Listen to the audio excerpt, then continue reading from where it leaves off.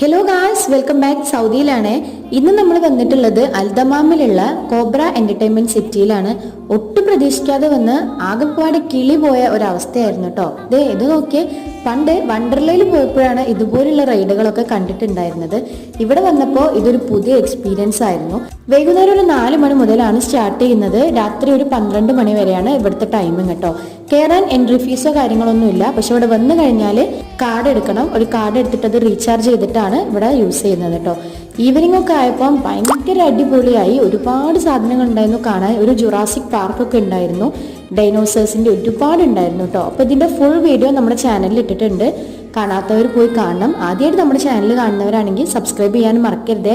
Cobra entertainment city എന്ന് ഗൂഗിളിൽ search ചെയ്താലേ ലൊക്കേഷനും ഡീറ്റെയിൽസും എല്ലാം കിട്ടും കേട്ടോ.